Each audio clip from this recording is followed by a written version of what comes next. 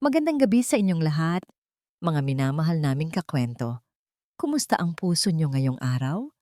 Sana ay handa kayong samahan ako muli sa isang paglalakbay na susubok sa ating tapang at damdamin. Dito sa ating munting tahanan, bawat kwento ay salamin ng buhay. May lamat, may sugat, pero laging may pag-asa.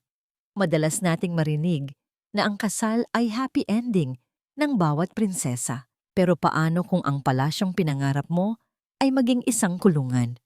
Paano kung ang mga taong nangakong proprotekta sa'yo ay sila pa palang hahatol sa iyong kamatayan? Sabi nila, ang paghihiganti ay matamis. Pero sa kwentong ito, matutuklasan natin na ang pinakamasakit na ganti ay ang muling pagkabuhay. Malamig ang hangin sa labas ng Hacienda Isla Sinag. Rinig na rinig ang hampas ng alon sa mga bato sa di kalayuan. Tila nagbabadya ng isang bagyo. Pero sa loob ng malaking dining room, mas malamig pa ang pakiramdam kaysa sa hangin sa labas. Si Amaya ay abala sa pag-ayos ng mga kubyertos. Pilak ang lahat. Makintab. Walang bahid ng alikabok. 5 oras na siyang naghahanda para sa gabing ito. Ang ikatlong anibersaryo ng kasal nila ni Lakan. Suot niya ang isang simpleng bestidang puti. Ang paborito ng asawa niya noong nililigawan pa siya nito. Sa kanyang bulsa, mahigpit niyang hawak ang isang maliit na bagay. Isang pregnancy test kit na may 2 pulang guhit. Ito ang regalo niya. Ito ang pag-asa niyang magpapabago sa lahat. Napatingin siya sa grandfather clock sa sulok. 11:00 na ng gabi. Biglang bumukas ang pinto ng kusina. Pumasok si Senyora Vanna, ang kanyang biyenan. Nakasuot ito ng itim na seda. Ang muka ay balot ng make-up kahit nasa loob lang ng bahay. Ang mga mata nito ay matalim. Parang sinusuri ang kaluluwa ni Amaya at hinahanapan ng mali. Wala pa ba ang asawa mo? Ang malamig na tanong ng senyora. Hindi man lang ito tumingin sa kanya. Diretso lang ang tingin nito sa mga pagkain na lumalamig na sa mesa. Wala pa po, Mama. Sagot ni Amaya ng mahina. Nakayuko. Baka po na traffic lang sa bayan. Tumawa ng mapakla si Senyora Vanna. Isang tawang walang halong saya. Lumapit ito sa mesa at dinituro ang kare-kareng niluto ni Amaya. Traffic? Sa oras na ito? Huwag kang maging tanga, Amaya. Alam nating pareho kung nasaan siya. Sabi ng biyena niya, sabay tingin sa kanya mula ulo hanggang paa. At tigilan mo na yang pag-aayos mo sa mesa. Kahit anong gawin mong pagpapanggap na donya ka dito, amoy lupa ka pa rin. Hindi nababagay ang isang katulad mo sa apelidong Gahaman. Masakit. Tagos sa buto. Pero sanay na si Amaya. Nilunok niya ang bara sa kanyang lalamunan. Mahal po ako ni Lakan, Mama. Mahal? Ngumisi si Vanna. Ginamit ka lang niya para makuha ang lupa ng tatay mo. Ngayong nasa amin na ang titulo. Sa tingin mo ba kailangan ka pa niya? Bago pa makasagot si Amaya, bumukas ng padabog ang main door. Pumasok si Lakan. Gusot ang polo. Pula ang mukha. At higit sa lahat, amoy alak. Agad na lumapit si Amaya para salubungin ang asawa. Lakan, nandito ka na. Pero paglapit niya, napatigil siya. Sa ilalim ng amoy ng alak, may isa pang amoy na humalo. Matapang na pabango ng babae. Floral. Mamahalin. Hindi kanya. Bakit gising pa kayo? Ang garalgal na tanong nila Akan habang tinatanggal ang kanyang kurbata at ibinato ito sa sofa. Anniversary natin ngayon, Lakan. Bulong ni Amaya. Pilit na pinatatag ang boses kahit nanginginig na ang tuhod niya. Naghintay ako. Nagluto ako. Anniversary? Tumingin si Lakan sa kanya na para bang isang estranghero. Ang mga mata nito na dati ay puno ng pagmamahal, ngayon ay puno na ng inis at pagkayamot. Pagod ako, Amaya. Huwag mo akong simulan sa mga drama mo. Tatalikod na sana si Lakan para umakyat sa hagdan nang hawakan ni Amaya ang braso niya. Lakan, sandali lang. May ibibigay ako sa'yo. Kinuha ni Amaya ang pregnancy test mula sa bulsa niya. Nanginginig ang kamay niyang inabot ito sa asawa. Ito na. Ito na ang sasagip sa pagsasama nila. Magkakaanak na tayo, Lakan. Buntis ako. Tumigil ang mundo ni Amaya habang hinihintay ang reaksyon ng asawa. Inasahan niyang magliliwanag ang mukha nito. Nayayakapin siya nito gaya ng dati. Pero dahan-dahang kinuha ni Lakan ang stick. Tiningnan niya ito ng may pandidiri. Buntis? Sambit ni Lakan, na parang isang masamang balita ang narinig. Tumingin si Lakan kay Senyora Vanna na nakatayo lang sa gilid, tahimik na nanonood, na parang nanonood ng teleserye. Nagkatinginan ang mag-ina. Isang tinginan na hindi naintindihan ni Amaya. Hindi ko kailangan to. Biglang sabi ni Lakan. Ano? Sabi ko, hindi ko kailangan to. Sigaw ni Lakan. Sa isang iglap, hinablot niya ang braso ni Amaya at itinulak ito palayo. Lakan! Sigaw ni Amaya nang mawalan siya ng balanse. Bumagsak si Amaya sa sahig. Tumama ang siko niya sa matigas na marmol. Napadaing siya sa sakit, pero mas masakit ang nakita niya sumunod. Inihagis ni Lakan ang pregnancy test sa may fireplace kung saan nagliliyab ang apoy. Huwag! Sigaw ni Amaya. Gumapang siya para abutin ito, pero huli na. Nakita niyang unti-unting tinutupok ng apoy ang katibayan ng kanilang anak. Ang katibayan ng pag-asa niya. Umiiyak siyang tumingala sa asawa niya. Bakit, Lakan? Anak natin yon. Pagod na ako sa'yo, Amaya. Malamig na sabi ni Lakan. Wala ni katiting na awa sa boses nito. Pagod na akong magpanggap na mahal kita. Iniwan siya ni Lakan na nakadapa sa sahig at umakyat na ito sa kwarto. Naiwan si Amaya na humahagulgol, yakap ang sarili. Ang sakit ay hindi lang pisikal. Pakiramdam niya ay dinurog ang puso niya ng pinong-pino. Dahan-dahan siyang nag-angat ng tingin. Nakikita niya si Senyora Vanna. Hindi pa ito umaalis. Nakatayo pa rin ito sa may paanan ng hagdan. Inasahan ni Amaya na kahit papaano ay tutulungan siya nito. O kaya ay pagsasabihan ng anak, babae rin naman ito. Ina rin naman ito. Pero nagkamali siya. Walang awa sa mukha ni Senyora Vanna. Sa halip, may isang nangiti na sumilay sa labi ng matanda. Isang ngiti na nagpatindig ng balahibo ni Amaya. Kinuha ng senyora ang telepono nito, nagdial ng isang numero, at habang nakatingin ng diretso sa mata ni Amaya na nakalupasay sa sahig, nagsalita ito sa kabilang linya. Ituloy na natin ang plano. Tapos na ang silbi niya. At sa sandaling iyon, sa titig ng kanyang biyenan, naramdaman ni Amaya ang mas matindi pang takot kaysa sa pagkawala ng asawa. Alam niya, sa gabing ito, hindi lang puso niya ang nasa panganib, pati na ang buhay niya. Hating gabi, ang tanging naririnig lamang sa lumang bodega sa Pantalan ay ang malakas na ugong ng hangin at ang tunog ng mamahaling takong na tumatama sa sementadong sahig. Tak, tak, tak. Bawat hakbang ni Senyora Vanna ay puno ng diin. Nakatakip siya ng panyo sa ilong. Nandidiri siya sa amoy ng kalawang, lumang langis, at lansa ng dagat. Para sa isang Vanna Balisong, ang lugar na ito ay impyerno.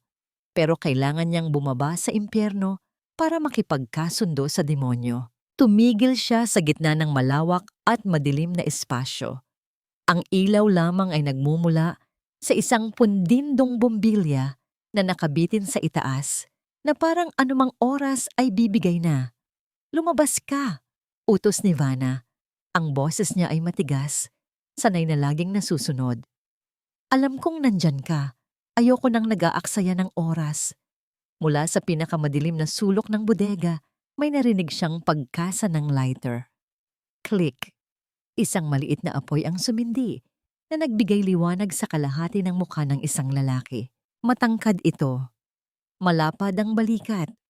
Nakasuot ng simpleng itim na jacket at kupas na maong. Ang kanyang mga mata ay walang emosyon, parang dagat na payapa, pero handang lumunod ng kahit sino. Siya si Banwa. Huminga ng malalim si Banwa sa kanyang sigarilyo bago dahan-dahang lumapit. Hindi siya nagmamadali. Ang bawat kilos niya ay kalkulado. Senyora Balisong, bati ni Banwa. Ang boses niya ay mababa at paos, parang gasgas na bakal. Hindi ko inaasahang ang isang katulad nyo ay pupunta sa ganitong klaseng lugar. Wala akong pakialam sa lugar mo. Mataray na sagot ni Vanna, sabay lapag ng isang itim na briefcase sa ibabaw ng kinakalawang na drum. Nandito ako para sa trabaho. Ang sabi ng mga tauhan ko, ikaw ang pinakamagaling. Ikaw ang pinakamalinis gumalaw. Tiningnan lang ni Banwa ang briefcase. Hindi niya ito ginalaw. Tumingin siya diretso sa mata ni Bana. Depende sa ipapagawa, sagot ng lalaki. Binuksan ni Vanna ang briefcase. Bumulaga ang tumpok ng pera, 5 milyong piso. Sapat na para baguhin ang buhay ng isang ordinaryong tao. Sapat na para pumatay. 5 milyon, sabi ni Vanna. Isang babae. Gusto kong mawala siya. Nang permanente. Kumuha si Vanna ng isang litrato mula sa kanyang bag at inabot ito kay Banwa. Kinuha ito ni Banwa. Sa litrato, makikita si Amaya na nakangiti habang nagdidilig ng halaman. Maamo ang mukha. Walang kamuwang-muwang. Siya si Amaya. Paliwanag ni Vanna habang naglalakad-lakad sa paligid ng lalaki. Ang asawa ng anak ko. Isang hampas lupa na walang ibang dinala sa pamilya namin kundi kahihiyan. Gusto kong linisin mo ang pangalan ng mga gahaman. Paano mo gustong mangyari? Tanong ni Banwa habang nakatitig pa rin sa litrato.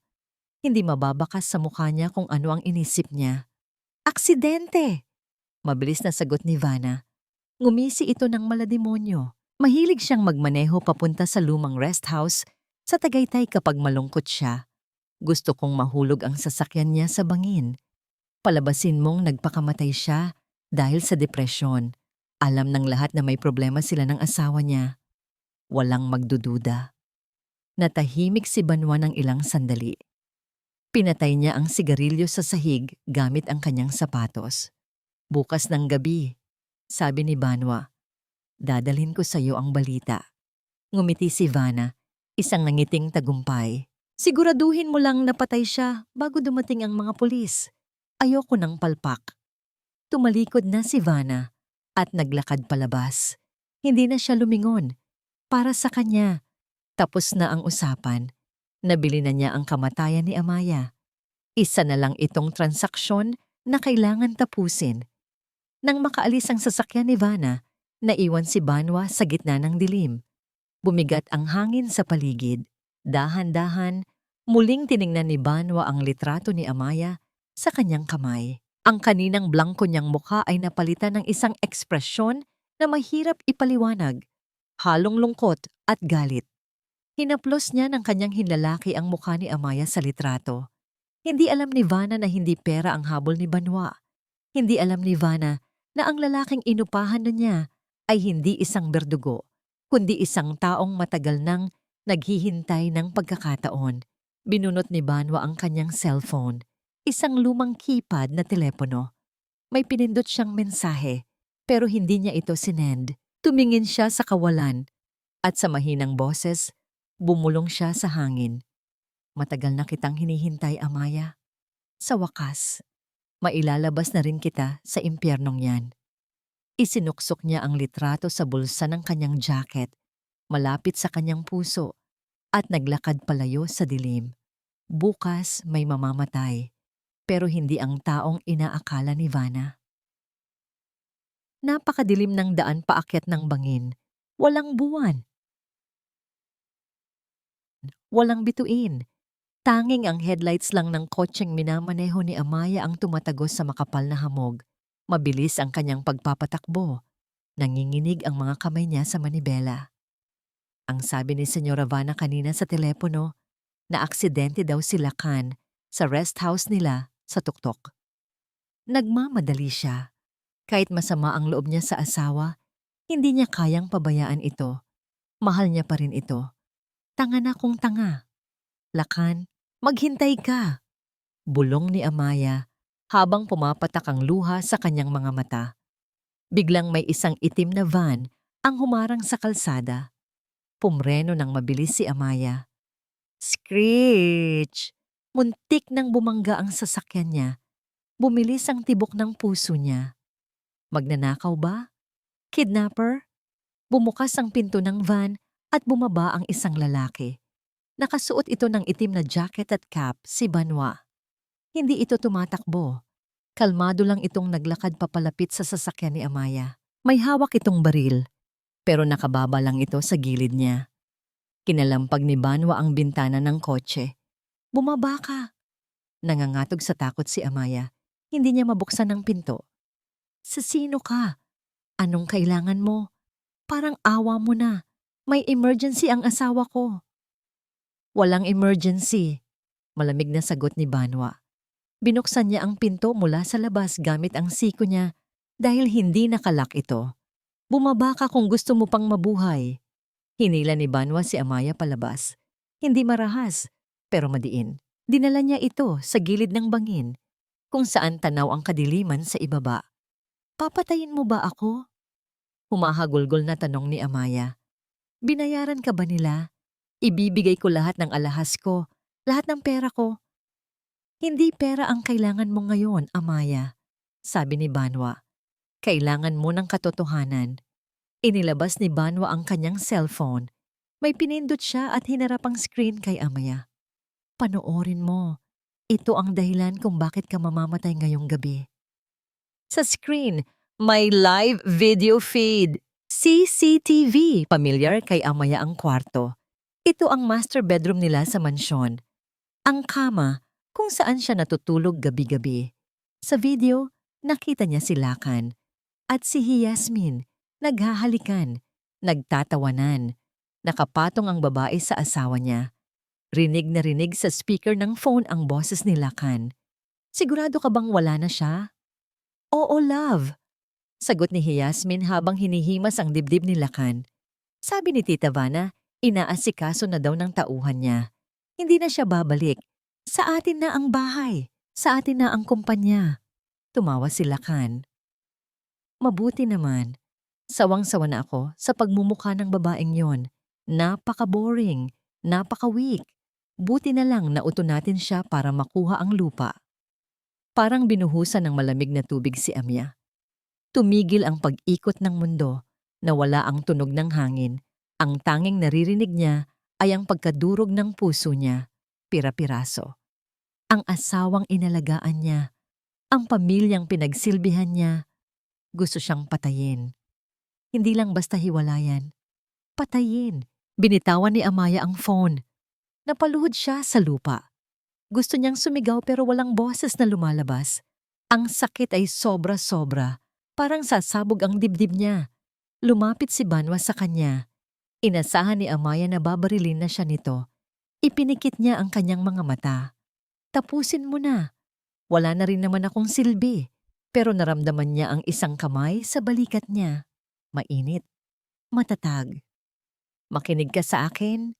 Bulong ni Banwa sa tenga niya. Ang utos ni Vanna. Itulak ang kotse mo sa bangin kasama ka. Para magmukhang nagpakamatay ka dahil sa lungkot. Nagmulat si Amaya.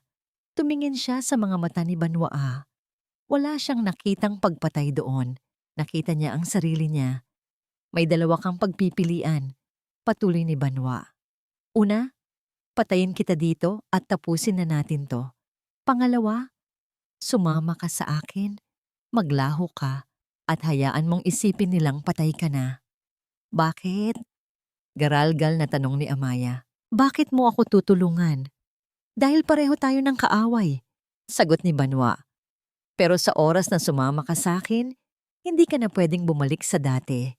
Ang Amaya na kilala mo, kailangan na niyang mamatay dito sa bangin na ito. Tumingin muli si Amaya sa screen ng phone na nasa damuhan. Rinig pa rin ang tawa ni Lakan at Yasmin. Ang tawang yon ang naging gasolina ng bagong apoy sa loob niya. Pinunasan ni Amaya ang luha niya. Tumayo siya. Ang mga tuhod na kanina ay nanginginig. Ngayon ay tuwid na. Ang mukha na kanina ay puno ng awa. Ngayon ay blangko na. Tumingin siya sa kanyang sasakyan. Pagkatapos ay tumingin siya kay Banwa. Tama ka, sabi ni Amaya. Ang boses niya ay hindi na nanginginig. Ito ay matigas. Parang bakal na hinulma sa apoy. Patayin mo na si Amaya. Utos niya kay Banwa habang nakatingin sa bangin. Dahil ipinanganak na ngayon si Diwat. Tumango si Banwa. Naintindihan niya. Pumasok si Banwa sa kotse ni Amaya. Inilagay niya ang sapatos ni Amaya sa accelerator at nilagyan ng pabigat. Inayos ang manibela papunta sa direksyon ng bangin. Ready? Tanong ni Banwa. Tumango si Amaya. Wala nang luha. Binitawan ni Banwa ang handbrake. Umungol ang makina. Dahan-dahan, tapos pabilis ng pabilis, umandar ang sasakyan papunta sa gilid ng bangin. Pinanood ni Amaya kung paano lumipad ang sasakyan sa ere. Saglit itong lumutang sa kawalan bago tuluyang nilamon ng dilim sa ibaba. Ilag segundo ang lumipas. Bogsh! Isang malakas na pagsabog ang yumanig sa katahimikan ng gabi. Umakyat ang dambuhalang apoy mula sa ibaba ng bangin. Tiningnan ni Amaya ang nasusunog na sasakyan. Kasama ng usok na pumapailan lang sa hangin, naglaho na rin ang dating siya. Ang martir na asawa ay abo na. Lumingon siya kay Banwa. Tara na, sabi ni Amaya. Sumakay sila sa van ni Banwa at humarurot palayo. Habang sa likod nila ay nagdiriwang ang apoy ng kanyang huwad na kamatayan. Nakikiramay kami, Lakan. Napakabait na tao ni Amaya. Salamat. Salamat sa pagpunta. Ito na yata ang 200 beses na sinabi ni Lakan ang linyang yon ngayong araw. Nakatayo siya sa tabi ng kabaong, isang saradong kabaong, sa gitna ng malawak na sala ng Hacienda Isla Sinag. Nakasuot siya ng mamahaling itim na barong. Ang mukha niya ay mukhang puyat. Mugto ang mata. Pero hindi dahil sa kakaiyak. Puyat siya kakalaro ng online casino kagabi. At mugto ang mata niya dahil pinatakan niya ito ng eye drops bago bumaba ng hagdan. Ang galing niyang umarte. Kung may award lang para sa pinakamahusay na byudo, siya na ang panalo. Hindi ko matanggap na wala na siya. Madamdaming sabi ni Lakan sa isang ginang na negosyante. Sabay punas ng panyo sa matang walang luha. Kung alam ko lang na may depression siya, sana hindi ko siya iniwan nung gabing iyon. Wala kang kasalanan, hiho, sagot ng ginang. Aksidente ang nangyari. Nang makaalis ang huling bisita, isinara na ng mga katulong ang malaking pinto ng mansyon. Click! Kasabay ng pagsara ng pinto, nawala ang lungkot sa mukha ni Lakan. Inunat niya ang kanyang leeg at nagpakawala ng isang malalim na buntong hininga ng ginhawa. Sa wakas, reklamo niya habang tinatanggal ang butones ng kanyang barong. Akala ko hindi na matatapos. Ang init-init, ang daming tao, ang baho pa ng mga bulaklak, amoy patay. Huwag kang magreklamo, Lakan. Boses ni Senyora Vanna mula sa sofa. Nakaupo ito habang komportableng hinihit-hit ang isang mahabang sigarilyo. Hindi na ito nakaitim. Naka-silk robe na ito, na kulay pula. Kulay ng tagumpay. Naging perpekto ang lahat. Naniwala silang lahat sa kwento natin. Lumapit si Lakan sa bar cart at kumuha ng isang bote ng champagne. Pop! Bumula ang alak. Para kay Amaya. Natatawang sabi ni Lakan sabay taas ng baso. Dahil sa kanya, bayad na ang utang ng kumpanya. At dahil sa depression niya, nakuha natin ang insurance at ang mga lupa. Matalino talaga ang nanay mo. Pagmamalaki ni Vanna habang tinatanggap ang baso ng alak mula sa anak. Sabi ko sa'yo, lahat na dadaan sa tamang diskarte. Habang nagtatawanan ng mag-ina, bumukas ang pinto sa likod. Pumasok si Yasmin. Hindi siya nakaitim. Nakasuot siya ng isang matingkad na dilaw na sundress at malaking sombrero. Hila-hila ang 2 malalaking maleta. Hello, my loves! Bati ni Yasmin ng malakas, walang pakiramdam na may burol sa kabilang kwarto. Agad siyang sinalubong ni Lakan ng halik sa labi. Nandito ka na. Ang tagal kitang hinintay. Sorry na, traffic eh. Maarteng sagot ni Yasmin. Tumingin siya sa paligid ng mansyon. So, this is it? Akin na ang bahay na to? Iyon na, sagot ni Vanna. Basta siguraduhin mong mapapasaya mo ang anak ko. Hindi katulad ng babaeng iyon na walang kwenta. Naglakad si Yasmin papunta sa malaking portrait ni Amaya na nakasabit sa itaas ng fireplace. Tinitigan niya ito ng may pang-uuyam. Ang pangit ng frame, komento ni Yasmin. At ang lungkot ng mukha niya. Pwede na ba nating tanggalin to? Gusto ko, picture naman natin ni Lakan ang ilagay dyan. Gawin mo ang gusto mo.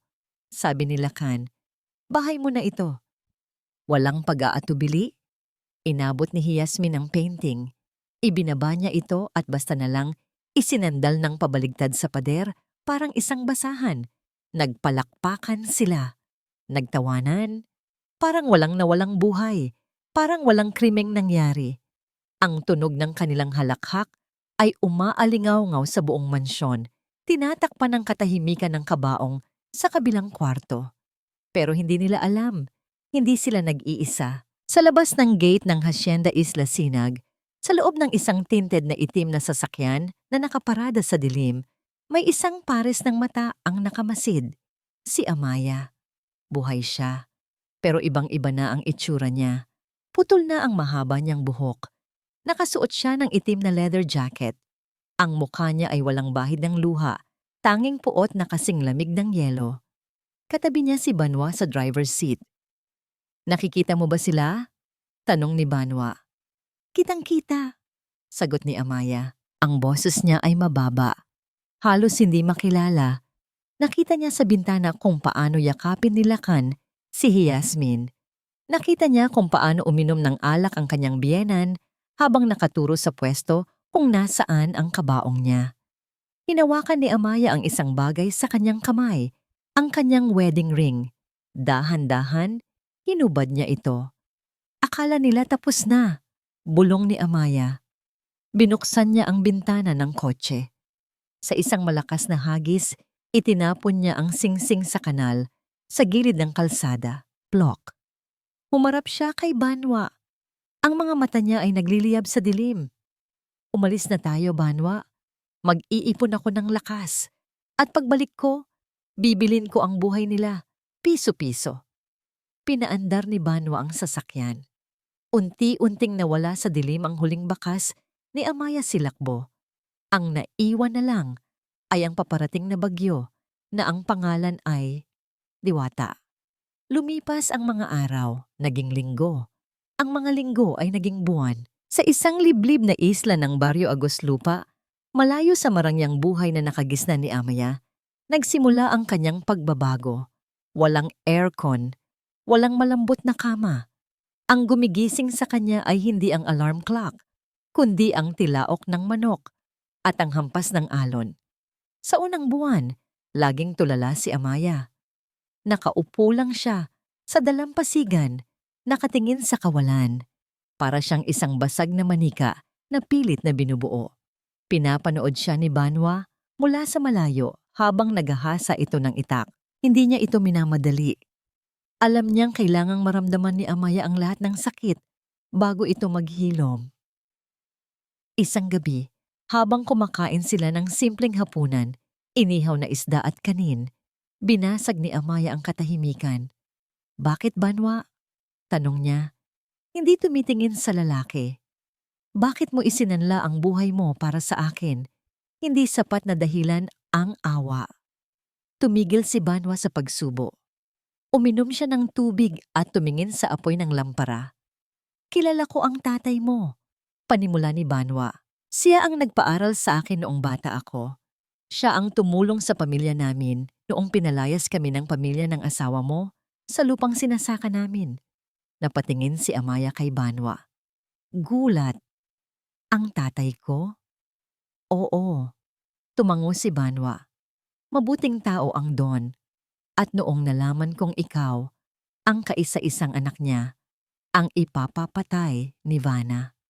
Alam kong ito na ang pagkakataon ko para magbayad ng utang na loob at para na rin makaganti sa ginawa nila sa pamilya ko. Sa gabing iyon, nagbago ang tingin ni Amaya kay Banwa. Hindi na ito ang salarin, ito na ang kanyang kakampi, ang kanyang sandata. Kinabukasan, Nagsimula ang tunay na pagsasanay. Hindi sapat na galit ka lang, Amaya. Sigaw ni Banwa habang tumatakbo sila sa buhanginan ng madaling araw. Ang galit, nakakabulag. Ang kailangan mo ay diskarte. Tinuruan siya ni Banwa kung paano lumaban. Suntok, sipa, paano gamitin ang bigat ng kalaban para pabagsakin ito. Ilang beses nadapa si Amaya. Ilang beses siyang nasugatan at nagkapasa. Pero sa bawat pagbagsak, mas mabilis siyang tumayo. Natutunan niyang tiisin ang sakit. Natutunan niyang ang sakit ay senyales na buhay pa siya. Pero hindi lang pisikal ang naging pagbabago. Ginamit ni Amaya ang natitira niyang pera na naitago niya sa isang offshore account na hindi alam ni Lakan para mag-aral muli. Sa tulong ng internet connection sa maliit na kubo, pinag-aralan niya ang galaw ng negosyo. Pinag-aralan niya ang stock market. At higit sa lahat, pinag-aralan niya ang bawat galaw ng Gahaman Group of Companies. 1 taon ang lumipas. Nagbago ang itsura ni Amaya. Ang dating maputla at payat na babae ay naging morena dahil sa araw, fit at malakas ang pangangatawan. Ang mahaba at kulot niyang buhok ay pinutol niya ng maikli, mas matapang, mas moderno. Nakaupo siya sa harap ng laptop, suot ang simpleng sando at shorts. Pumasok si Banwa na may dalang dyaryo. "Tingnan mo to," sabi ni Banwa sabay lapag ng dyaryo sa mesa.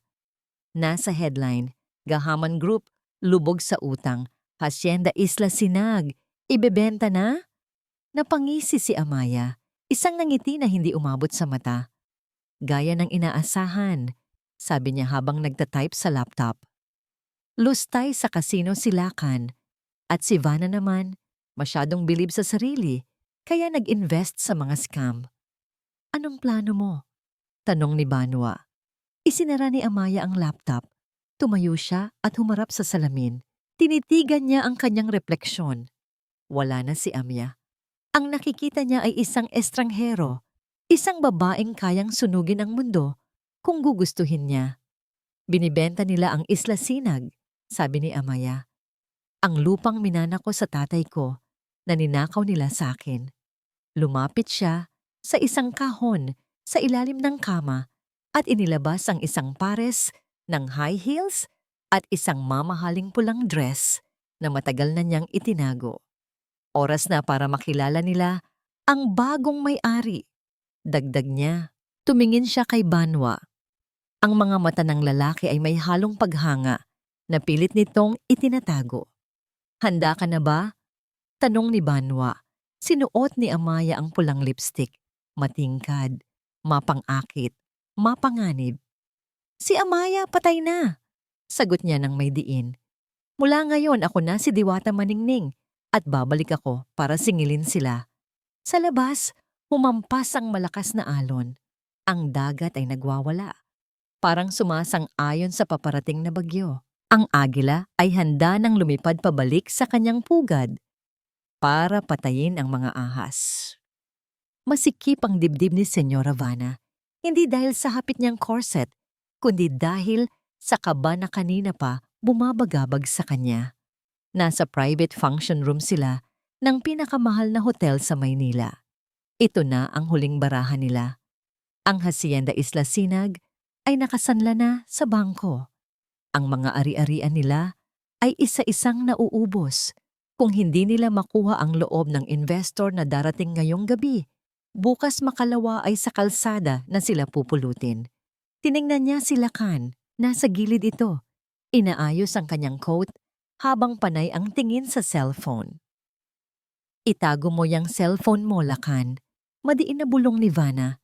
Kinurot niya ang braso ng anak sa inis. "Wala ka na bang ibang inisip kundi ang pagsusugal? Umayos ka. Ang investor na darating ngayon ay galing pang Singapore. Siya lang ang may kayang sumalo ng mga utang natin."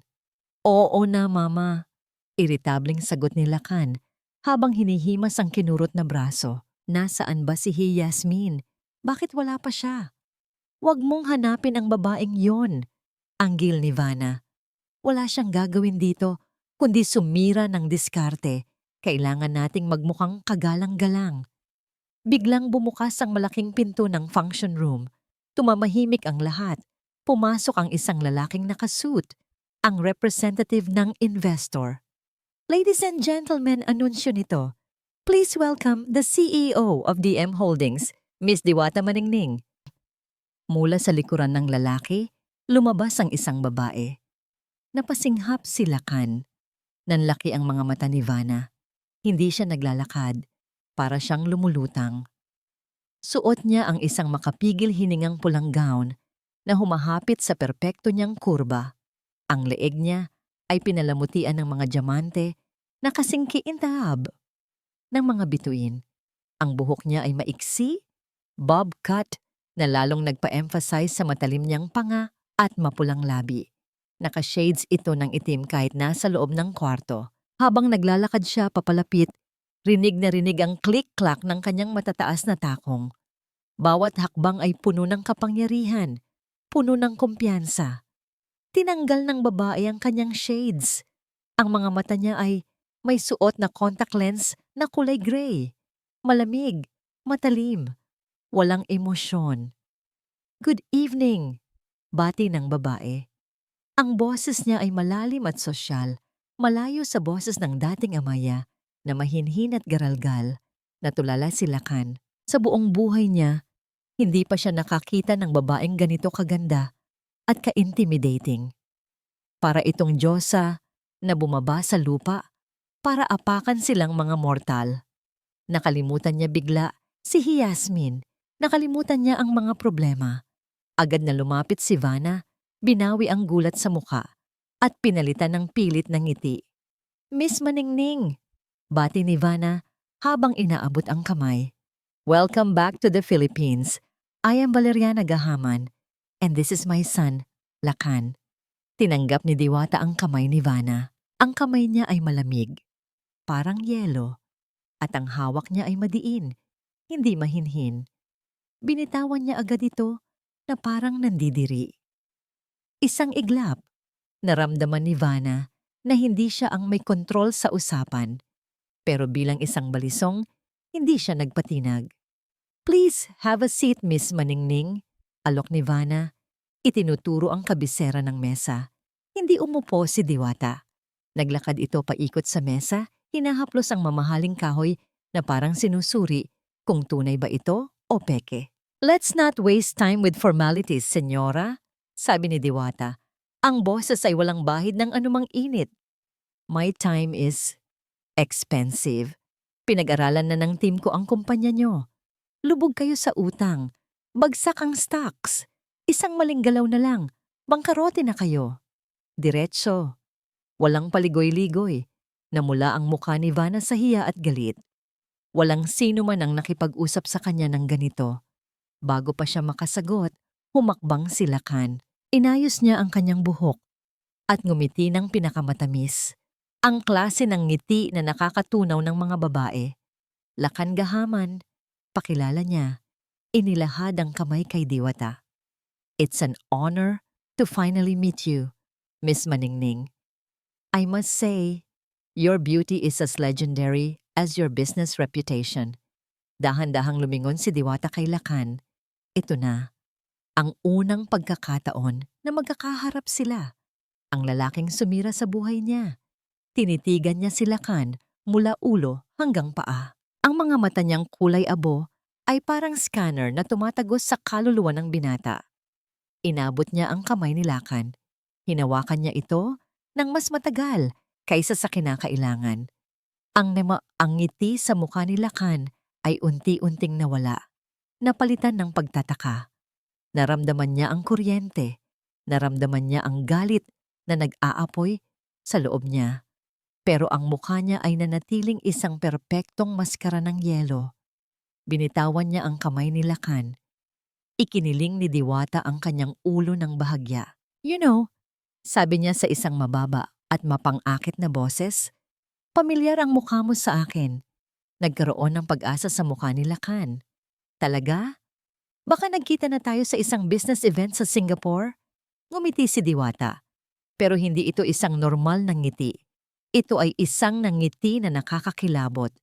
Isang ngiting hindi umabot sa kanyang mga mata. Hindi! Sagot niya, habang nakatitig ng diretso sa mga mata ni Lakan.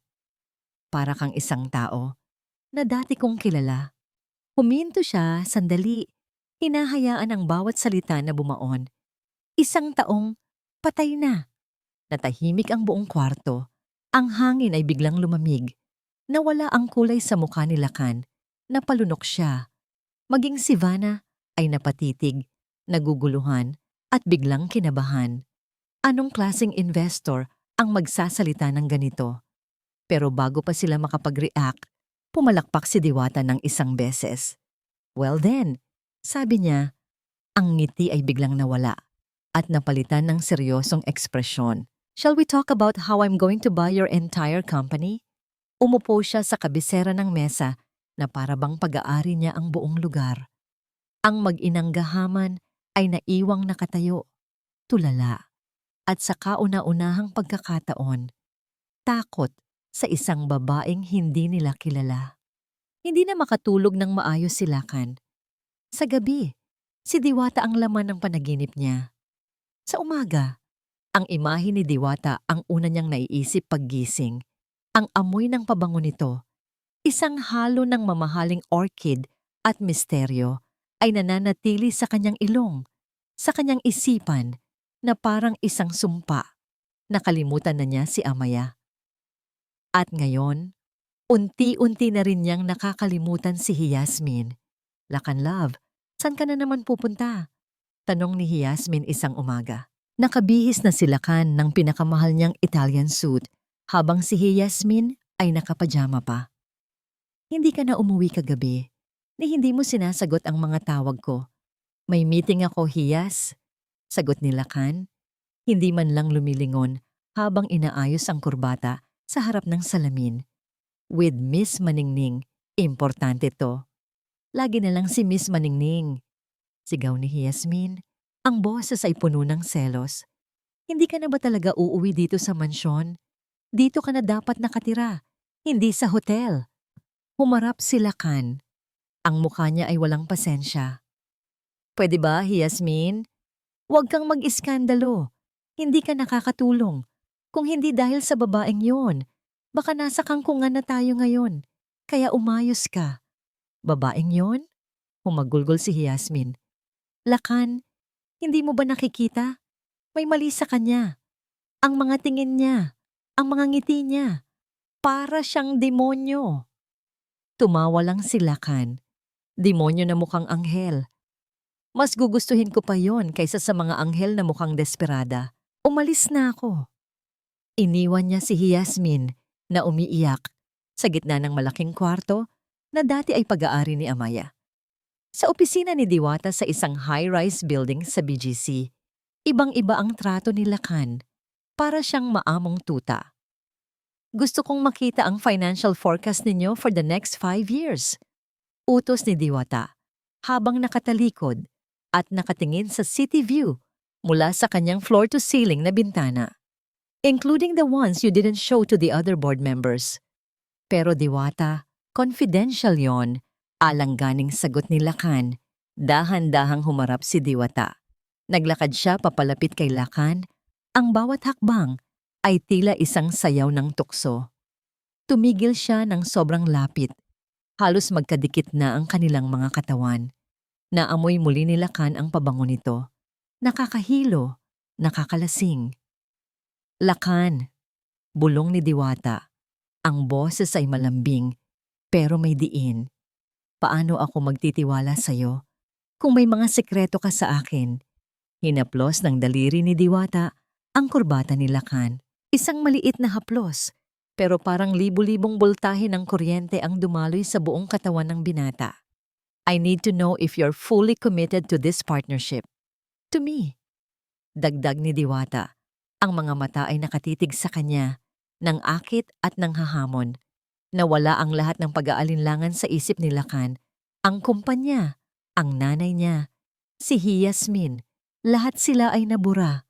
Ang tanging mahalaga ay ang babaeng nasa harap niya. Sige! Mabilis na sagot ni Lakan. na parang isang aliping sumusunod sa reyna. Ibibigay ko sa'yo, kahit ano. Ngumiti si Diwata, isang ngangiting tagumpay. Good boy. Gabi. Hindi na matiis ni Yasmin. Alam niyang may tinatago si Lakan. Alam niyang may kababalaghang ginagawa ang Diwatang yon. Kailangan niya ng ebidensya. Kailangan niyang sirain ang babaeng yon bago siya ang masira. Sinundan niya si Lakan papunta sa 5-star hotel kung saan naka-check-in si Diwata. Nakita niyang pumasok si Lakan sa elevator papuntang penthouse. Naghintay siya. Pagkalipas ng 1 oras, nakita niyang umalis si Lakan na may ngiti sa labi. Ito na ang pagkakataon niya. Gamit ang pang-akit niya, nakuha ni Yasmin sa isang bellboy ang master keycard. Nagpanggap na asawa siya ng isang guest na nawalan ng susi. Dahan-dahan niyang binuksan ang pinto ng penthouse suite ni Diwata. Napakalaki, napakaganda. Mas maganda pa sa mansyon nila. Puno ng mga painting, mga antigo at mga bulaklak. Pumunta siya sa kwarto. Ang kama ay perpektong nakaayos. Naghahanap siya. Sa ilalim ng kama, sa closet na puno ng mga damit na mas mahal pa sa kotse, sa banyo na gawa sa purong marmol. Wala siyang makita. Walang litrato ng ibang lalaki. Walang kahit anong pwedeng gamitin laban dito. Napaupo siya sa harap ng vanity table. Malapit na siyang sumuko. Habang tinitignan niya ang sarili sa salamin, nakita niya ang sarili niyang mukha na gusot at pagod. Napabuntong hininga siya. Anong laban niya sa isang Diwata? Nang biglang may nahagip ang kanyang mata. Sa gilid ng vanity table, sa ilalim ng isang bote ng pabango, may isang bagay na kumikinang. Kinuha niya ito. Isang sing-sing. Isang simpleng gintong sing-sing na may isang maliit na diamante sa gitna. Mukhang luma. Mukhang mura. Hindi bagay sa isang bilyonaryang katulad ni Diwata Maningning. Pero hindi iyon ang nakapagpatigil sa paghinga ni Yasmin. Pamilyar ang sing-sing. Sobrang pamilyar. Binaliktad niya ito. At sa loob ng sing-sing, may naka-engrave na maliliit na letra. Lakan at Amaya. Forever. Nabitawan ni Yasmin ang sing-sing na para siyang napaso. Click. Tumama ito sa sahig ng marmol.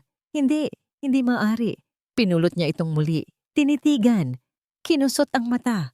Pero nandoon pa rin ang pangalan ni Lakan at ang pangalan ng babaeng dapat ay Abuna sa ilalim ng bangin. Ang wedding ring ni Amaya. Nagsimulang manginig ang buong katawan ni Yasmin. Napatingin siya sa paligid. Ang kwarto ay biglang naging malamig. Ang mga anino sa sulok ay parang gumagalaw. Ang amoy ng orchid ay parang naging amoy ng bulaklak sa patay. Si Diwata ay si Amaya? Paano? Imposible. Bulong ni Yasmin sa sarili habang tumatakbo ang takot sa kanyang mga ugat. Patay na siya. Nakita namin. Nasunog. Imposible. Pero habang inuulit-ulit niya ang salitang imposible, isang mas nakakatakot na tanong ang pumasok sa isip niya. Paano kung hindi? Paano kung ang babaeng hinahabol-habol ngayon ni Lakan ay ang parehong babaeng ipinapatay nila 1 taon na ang nakalipas? Isang multo na nagbalik para maghiganti. Sa sobrang takot, nabitawan ni Yasmin ang sing-sing at tumakbo siya palabas ng kwarto. Nakalimutan niya ang plano. Nakalimutan niya ang selos. Ang tanging gusto niya ay makalayo sa lugar na yon. Hindi niya napansin. Sa may pintuan ng banyo na bahagyang nakaawang, may isang taong nakatayo sa dilim, si Diwata. Nakasuot lang siya ng itim na silk robe. Nakamasid lang siya habang nagkakandara pa sa takot si Yasmin. Nang makaalis si Yasmin, dahan-dahang lumabas si Diwata sa dilim. Pinulot niya ang sing-sing mula sa sahig. Hindi galit ang nasa mukha niya, kundi isang malamig, kalkuladong nangiti. Simula pa lang yan, Yasmin. Bulong niya sa hangin. Simula pa lang ng inyong mga bangungot. Inilagay niya ang sing-sing pabalik sa vanity table, eksakto sa pwesto kung saan niya ito sadyang iniwan kanina. Ang bitag ay inilatag na, at ang unang daga ay kakagat na sa pain. Baliw ka na ba, Yasmin? Ang sigaw ni Senyora Vanna ay umalingaw-ngaw sa buong sala ng mansyon. Hinagis niya ang isang mamahaling vase sa sahig at nagkapira-piraso ito tulad ng pasensya niya. Sinasabi ko sa inyo, tita, totoo. Nakita ko ang sing-sing, ang wedding ring ni Amaya, nasa kwarto ni Diwata. Giit ni Yasmin, ang buhok ay gulo-gulo at ang mukha ay basang-basa ng luha at takot. Kakagaling niya lang sa hotel. Dumiretso agad siya sa mansyon para sabihin ang natuklasan. At naniwala ka naman? Tumawang mapakla si Vanna. Yasmin, gumising ka. 1 taon na siyang patay. Malamang pinaglaruan ka lang ng diwatang yon. Baka nalaman niyang kabit ka ng anak ko. Kaya gumawa siya ng kwento para sirain ang ulo mo. Pero, walang pero-pero. Putol ni Vanna. Umuwi ka na. Huwag kang gagawa ng eksena. Malapit na naming makuha ang pera. Huwag mo nang sirain pa. Walang nagawa si Yasmin, kundi umalis na umiiyak. Walang naniniwala sa kanya. Kahit si Lakan, tinawanan lang siya nang sinubukan niyang tawagan ito. Nang gabing iyon, mag-isang natulog si Vanna sa kanyang malawak na kwarto. Si Lakan ay may meeting na naman. Si Yasmin ay nagkulong sa guest room. Bandang 3:00 ng madaling araw, nagising si Vanna. May naririnig siyang umiiyak. Isang mahinang paghikbi, parang nagmumula sa labas ng kanyang pinto. Sino yan? Naisip niya. Baka isa sa mga katulong. Bumangon siya. Suot ang kanyang silk robe at dahan-dahang binuksan ang pinto. Walang tao sa pasilyo. Tanging ang liwanag lang mula sa bintana ang nagsisilbing ilaw. Ang pag-iyak ay biglang tumigil. Guni-guni ko lang siguro, sabi niya sa sarili. Pabalik na sana siya sa kama nang may maamoy siya. Isang pamilyar na amoy. Sampagwita, ang pabango ni Amaya. Ang murang pabango na laging suot nito na kinaiinisan niya. Kinilabutan si Vanna. Paanong magkakaroon ng amoy sampagwita sa loob ng kwarto niya? Mabilis niyang binuksan ang ilaw. Wala namang kakaiba. Pero ang amoy, nandoon pa rin, nanunuot sa hangin. Kinabukasan, sinubukan niyang kalimutan ang nangyari. Pero nagsimula na ang mga kakatuwang bagay. Habang nag-aalmusal, ang paborito niyang tasa, na gawa sa porselana, ay bigla na lang nahulog mula sa lalagyan at nabasag. Kahit walang sino mang gumagalaw dito. Sa tanghali, habang nagbabasa siya ng papeles sa library, ang radyo na matagal nang sira ay bigla na lang tumugtog. Ang kanta, ang wedding song ni Lakan at Amaya. Nagsimula nang matakot si Vanna. Pinatawag niya ang lahat ng katulong. May naglalaro ba sa inyo? May nagpapanggap ba sa inyo? Umamin na kayo. Sigaw niya, pero lahat sila ay takot na umiling. Hindi alam ni Vanna na sa labas ng mansyon, sa loob ng isang itim na van na may mga high-tech na gamit, nakaupo si Banwa. Hawak niya ang isang remote control na may kakayahang i-activate ang mga maliliit na Bluetooth speaker at electromagnetic device na palihim niyang ikinabit sa buong bahay noong isang araw habang nagpapanggap siyang taga-ayos ng aircon. Katabi niya si Diwata, kalmadong umiinom ng kape habang pinapanood ang CCTV feed mula sa mga hidden camera na inilagay din nila. Nagsisimula na siyang matakot, sabi ni Banwa. Good, sagot ni Diwata, hindi inaalis ang tingin sa monitor kung saan makikita si Vanna na parang mababaliw na. Ang taong may kasalanan, takot sa sarili niyang anino. Hayaan nating ang konsensya niya ang pumatay sa kanya. Dahan-dahan. Kinagabihan, hindi na kinaya ni Vanna. Nagkulong siya sa kwarto. Nilak niya ang pinto. Kumuha siya ng isang bote ng brandy at uminom hanggang sa malasing. Mga multo, hindi kayo totoo. Sigaw niya sa kawalan. Patay na si Amaya. Patay na siya. Lasing na napahiga siya sa kama. Dahan-dahan siyang ipinikit ang mga mata.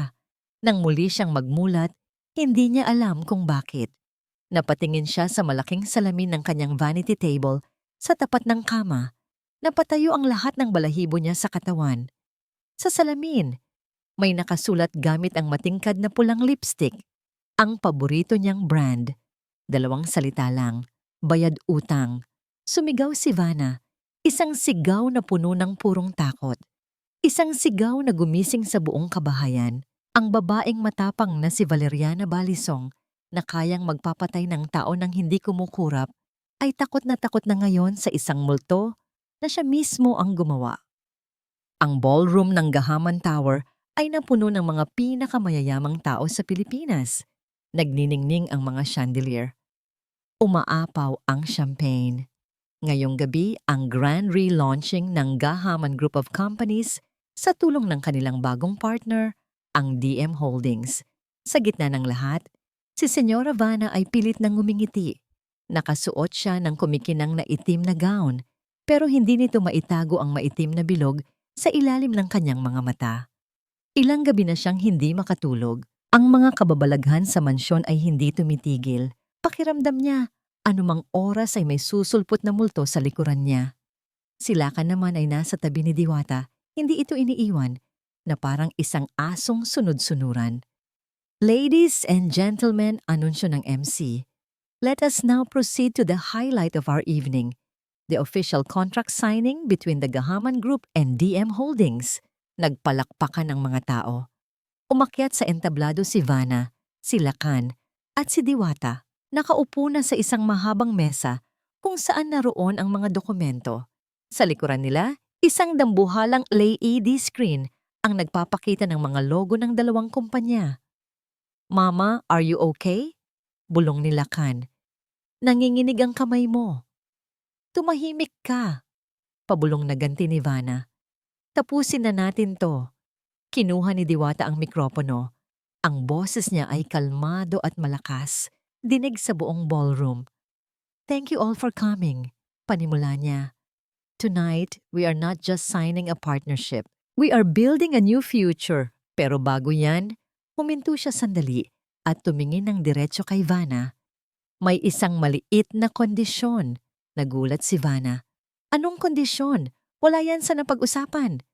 "Simple lang," sabi ni Diwata, habang inilalabas ng kanyang assistant, si Banwa, na nakasuit at mukhang isang professional na bodyguard, ang isang huling dokumento para masigurong buo ang tiwala natin sa isa't isa.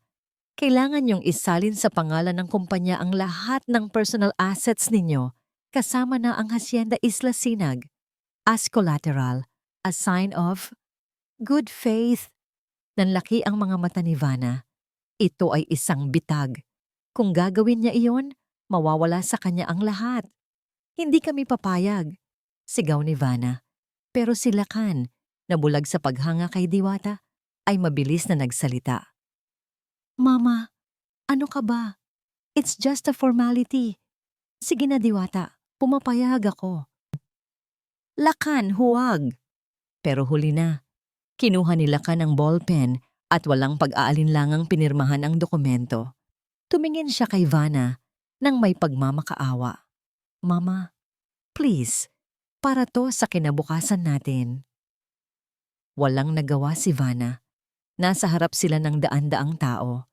Isang maling galaw lang, masisira ang reputasyon nila. Nanginginig ang kamay niyang kinuha ang ballpen at pinirmahan ang papel. Ang papel na magiging katapusan nilang lahat. Nang matapos siyang pumirma, ngumiti si Diwata. "Excellent," sabi niya sa mikropono. "At ngayon," patuloy niya, "para sa huling bahagi ng programa, gusto kong ipakita sa inyo ang isang video. Isang video tungkol sa kung paano nagsimula ang lahat. Isang kwento ng pagtataksil." Bumilis ang tibok ng puso ni Vanna. Anong pinagsasabi nito? Biglang namatay ang mga ilaw. Ang tanging liwanag ay nagmumula sa dambuhalang LED screen sa likuran nila. Ang logo ng kumpanya ay nawala. At ang ipinalit ay ang itsura ng isang madilim na bodega. Napatayo si Vanna. Ang bodega? Pamilyar ito. Lumabas sa video ang isang babaeng nakaeleganting itim na bestida. Siya. 1 taon na ang nakalipas. At pagkatapos, lumabas ang isang lalaking nakaitim na jacket. Narinig ng buong ballroom ang boses ni Vanna mula sa video. Malinaw na malinaw. 5 milyon, isang babae. Gusto kong mawala siya. Nang permanente, nanigas ang lahat ng tao. Anong nangyayari? Pagkatapos, ipinakita sa screen ang litrato ni Amaya. Siya si Amaya, ang asawa ng anak ko. Gusto kong linisin mo ang pangalan ng mga gahaman. Aksidente. Gusto kong mahulog ang sasakyan niya sa bangin. Palabasin mong nagpakamatay siya. Parang bombang sumabog ang bawat salita. Ang mga bisita ay nagbubulungan. Ang mga reporter ay nagsimula nang mag-record gamit ang kanilang mga cellphone. Si Lakan ay napatingin sa kanyang ina, hindi makapaniwala. Mama, anong ibig sabihin nito? Pero hindi pa tapos si Diwata. Biglang umilaw ang spotlight at lahat ng ilaw ay tumutok sa kanya. Dahan-dahan, inangat ni Diwata ang kanyang kamay. Tinanggal niya ang kulay abong contact lens sa kanyang mga mata. Inilalantad ang natural niyang kulay, isang malalim at pamilyar na itim. Kumuha siya ng panyo at pinunasan ang kanyang mapulang labi. Inilalantad ang natural na kulay nito. At habang nakatitig sa nanlalaking mga mata ni Lakan at sa nanginginig na katawan ni Vanna, nagsalita siya muli sa mikropono. Ang boses niya ay hindi na boses ni Diwata. Ito na ang boses na matagal na nilang kinalimutan. Naalala niyo pa ba ako? Tanong niya. Ang boses ay puno ng sakit at tagumpay. Kamusta, Lakan? Sabi niya. Ang isang patak ng luha ay dumaloy sa kanyang pisngi. Pero ang nangiti niya ay nanatiling matatag. Mahal kong asawa, nakauwi na ako. Bumagsak si Lakan sa sahig. Si Vanna ay napahawak sa kanyang dibdib, hirap huminga. Ang multo ng nakaraan ay hindi lang multo. Nakatayo ito sa harap nila.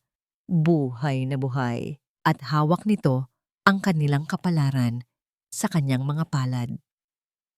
Naging isang eksena mula sa impyerno ang ballroom. Nagsigawan ang mga tao, nagtakbuhan. Ang mga camera flash ay walang tigil na kumikislap, kumukuha ng litrato ng pinakamalaking iskandalo ng taon. Hindi! Hindi totoo yan! Frame up lang yan! Sigaw ni Senyora Vanna. Tumuturo kay Amaya. Ang mukha ay puno ng galit at pagtanggi. Peking video yan! Sinisiraan niya kami! Pero walang naniwala sa kanya. Ang ebidensya ay malinaw. Ang boses niya ay klaro. Ang mukha niya ay kitang-kita. Gumapang si Lakan sa sahig papalapit kay Amaya. Niyakap niya ang mga binti nito. Umiiyak. Humahagulgol na parang bata. Amaya, buhay ka. Sabi niya sa pagitan ng mga hikbi. Salamat sa Diyos, buhay ka. Patawarin mo ako, Amaya, patawarin mo ako. Hindi ko sinasadya. Si Mama ang nagplano ng lahat. Wala akong alam. Tinitigan lang ni Amaya si Lakan na nasa paanan niya. Walang awa, walang pagmamahal. Ang tanging nararamdaman niya ay pandidiri. Walang alam? Tanong ni Amaya. Ang boses ay kasing lamig ng yelo. Narinig ko ang usapan niyo ni Yasmin. Narinig ko kung paano mo ako tawaging boring at walang kwenta. Napanood kita habang nagdiriwang kayo sa ibabaw ng aking libingan. Huwag kang umarte na para kang biktima dito, Lakan. Sa isang sulok, sinubukan ni Yasmin na tumakas. Pero bago pa siya makalayo, hinarang na siya ni Banwa at ng 2 pulis na naka-plain clothes. Tulong! Wala akong kasalanan, sigaw ni Yasmin habang pinoposasan. Nang makita ni Vanna na hinuhuli na si Yasmin at wala ng pag-asa, nagdilim ang kanyang paningin. Ang natitira na lang sa kanya ay ang purong galit. Hayop ka! Sigaw ni Vanna. Kumuha siya ng kutsilyo mula sa isang fruit platter sa mesa at sinugod si Amaya. Kung hindi kita napatay noon, tatapusin na kita ngayon. Mabilis pa sa 4:00, humarang si Banwa. Hinawakan niya ang pulso ni Vanna at pinihit ito. Bumagsak ang kutsilyo sa sahig. Kasabay nito, dumating ang mga unipormadong pulis. Valeriana Balisong, inaaresto ka namin sa salang attempted murder, sabi ng pulis habang pinoposasan ng matanda. Bitiwan niyo ako. Hindi niyo ako kilala. Ako si Valeriana Balisong. Nagwawalang sigaw ni Vanna, pero walang nakinig sa kanya. Habang hinihila siya palayo, tumingin siya kay Amaya. Ang mga mata niya ay nag-aapoy sa galit. Hindi pa tayo tapos. Magsisisi ka. Isinusumpa kita. Pinanood lang ni Amaya ang paghila sa kanila papalayo. Ang babaeng kinakatakutan niya noon, ngayon ay isa na lang kaawa-awang matanda na natalo sa sarili niyang laro. Naiwan sa entablado si Amaya at si Lakan na nakaluhod pa rin. Tumahimik ang paligid. Ang mga tao ay nakatingin, naghihintay kung anong susunod na mangyayari. Amaya, please. Pagmamakaawa ni Lakan habang nakahawak pa rin sa laylayan ng gown ni Amya. Bigyan mo ako ng isa pang pagkakataon. Magbabago ako. Ikaw ang mahal ko, Amaya. Ikaw lang. Mahal na mahal kita. Yumuko si Amaya. Inangat niya ang mukha ni Lakan gamit ang isang daliri sa baba nito. Pinunasan niya ang luha sa pisngi nito tulad ng dati niyang ginagawa. Sa isang saglit, umasa si Lakan. Pero ang mga salitang lumabas sa bibig ni Amaya ang tuluyang pumatay sa kanya. Hindi mo ako mahal, Lakan. Bulong ni Amaya, ang boses ay malumanay pero tago sa buto. Hindi mo rin mahal si Yasmin. Ang tanging mahal mo lang. Sabi niya habang dahan-dahang tinatanggal ang pagkakahawak ni Lakan sa kanya, ay ang sarili mo. Tumayo siya ng tuwid. Tinalikuran niya si Lakan. Amaya, saan ka pupunta? Huwag mo akong iwan. Sigaw ni Lakan. Ang boses ay puno ng desperasyon. Anak natin, Amaya, nasaan ang anak natin? Huminto si Amaya sa paglalakad, pero hindi siya lumingon. Ligtas siya. Sagot niya. Ligtas siya sa isang lugar na hindi mo na kailanman masisira. At nagpatuloy siya sa paglakad. Palabas ng ballroom. Palayo sa gulo. Palayo sa nakaraan.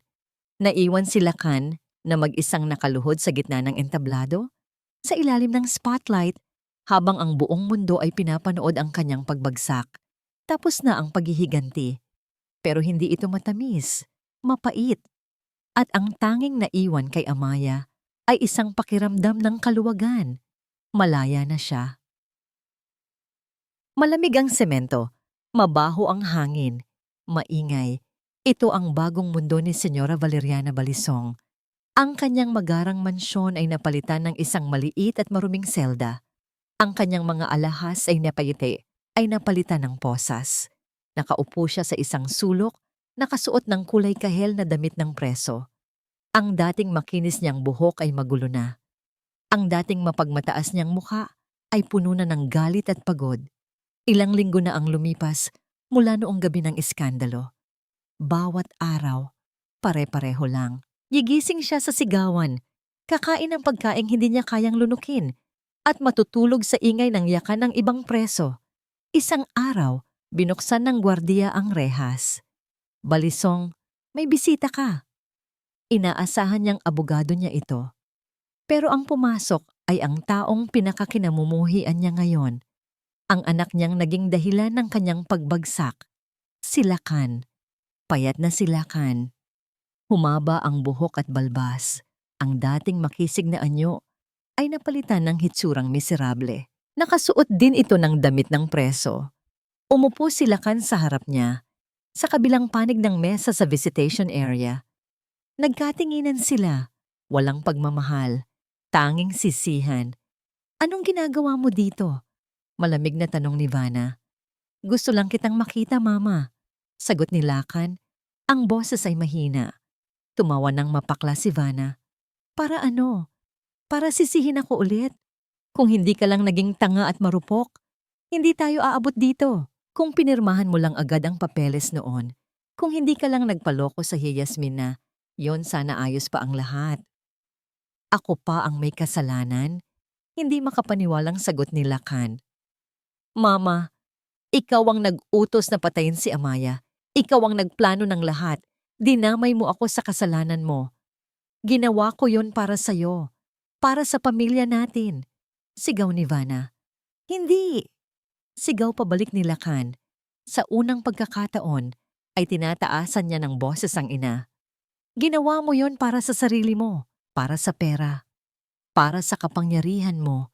Sinira mo ang buhay ko, Mama. Sinira mo ang pamilya ko. Wala kang pamilya dahil isa kang talunan. At ikaw, isa kang mamamatay tao. Ang kanilang sigawan ay umalingaw-ngaw sa buong lugar. Ang dating mag-inang kinaiinggitan, ngayon ay parang mga aso't pusa sa likod ng rehas. Sa huli, napagod sila Kan. Napayuko na lang siya sa mesa, umiiyak. Wala na sa akin ang lahat, sabi niya sa pagitan ng mga hikbi. Ang pera, ang bahay, ang kumpanya, si Amya, pati ang anak ko. Tumingin siya sa ina. Nawala ang anak ko nang hindi ko man lang siya nakikita, Mama. Alam mo ba kung gaano kasakit yon? Sa isang saglit, may nakitang bahid ng pagsisisi sa mga mata ni Vanna. Pero mabilis din itong nawala. Napalitan ng tigas ng bato. Wala na tayong magagawa, sabi niya. Dito na tayo mamamatay. Tumayo na ang gwardiya. Oras na. Habang hinihila palayo si Lakan pabalik sa kanyang selda, tumingin siya sa huling pagkakataon sa kanyang ina. Nakita niya hindi ang isang makapangyarihang senyora, kundi isang matandang babae na nag-iisa at talunan. At habang naglalakad si Vanna pabalik sa kanyang selda, naisip niya si Lakan. Hindi ang matagumpay na tagapagmana, kundi ang batang lalaki na siya mismo ang humulma para maging isang halimaw. Pareho silang may kasalanan.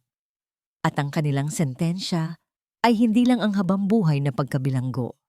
Ang tunay na parusa ay ang habambuhay na pagsisisi, mag-isa, sa likod ng malamig na rehas. Isang araw, bago matulog si Lakan, may iniabot sa kanyang sulat ang isang gwardiya. Galing daw sa labas. Nanginginig niyang binuksan ito. Walang pangalan, walang address, isang pirasong papel lang. Nakasulat dito, sa pamilyar na sulat kamay ni Amaya. Pinatawad na kita, Lakan, hindi para sa'yo, kundi para sa akin. Maging mabuti ka na sana, para sa sarili mo. Sa ilalim ng sulat, may nakadikit na isang litrato. Isang batang lalaki, mga 1 taong gulang. Kamukhang kamukha niya noong bata siya. Nakangiti, malusog, masaya. Humagulgol si Lakan ng gabing iyon, isang iyak ng pinaghalong sakit at pasasalamat. Alam niyang hindi na niya makakasama ang anak niya. Pero ang litratong iyon ang magiging liwanag niya sa habambuhay na kadiliman. Ang araw ay dahan-dahang sumisikat sa Baryo Agoslupa. Ang kulay kahel na sinag nito ay humahalik sa payapang dagat. Ginigising ang maliliit na alon. Sa dalampasigan, nakaupo si Amaya sa buhangin. Hindi na siya si Diwata Maningning na nakapulang gown. Siya na ulit si Amaya. Nakasuot ng simpleng puting bestida, ang mga paa ay nakalubog sa buhangin. Sa tabi niya, naglalaro ang isang batang lalaki. Ang kanyang anak, si Hiraya. Ang ibig sabihin ay pangarap. Mama, look. Sigaw ng bata sabay pakita ng isang magandang shell na napulot niya. Ngumiti si Amaya. Isang tunay na ngiti, hindi na mapait, hindi na nagyayelo. Ang ganda naman niyan, anak.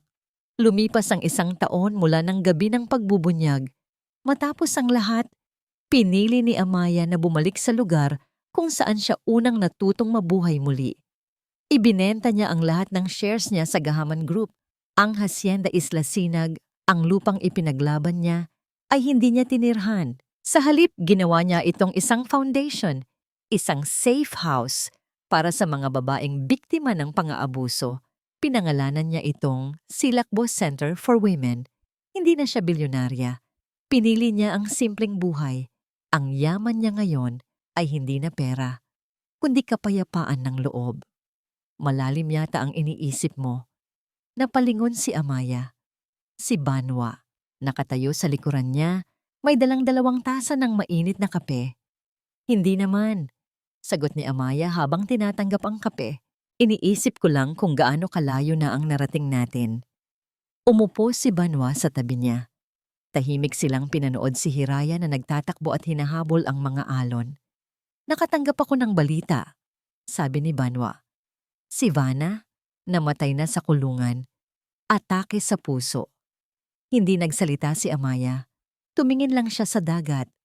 Wala siyang naramdamang tuwa o galit. Tanging isang pakiramdam ng pagtatapos. Tapos na ang kabanatang yon ng buhay niya. Silakan. Sumulat daw sa'yo. Dagdag ni Banwa. Tumango si Amaya.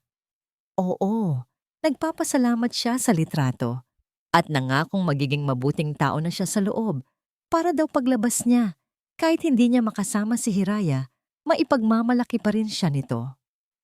Napatawad mo na ba sila ng buo? Tanong ni Banwa. Huminga ng malalim si Amaya.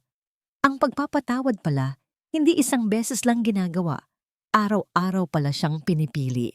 At araw-araw, pinipili kong magpatawad para sa sarili ko. Para sa anak ko. Tumingin siya kay Banwa, ang lalaking naging anino niya. Ang kanyang tagapagtanggol, ang kanyang kaibigan. Sa loob ng 2 taon, ito ang naging sandalan niya. Hindi sila nagmamadali. Hinayaan nilang maghilom ang lahat ng sugat. Ikaw, Banwa? Tanong ni Amaya. Pagkatapos ng lahat ng ito, anong plano mo? Tumingin si Banwa sa kanya. Ang mga mata nito na dati ay walang emosyon, ngayon ay puno ng init. Puno ng isang damdamin na matagal na nitong itinatago.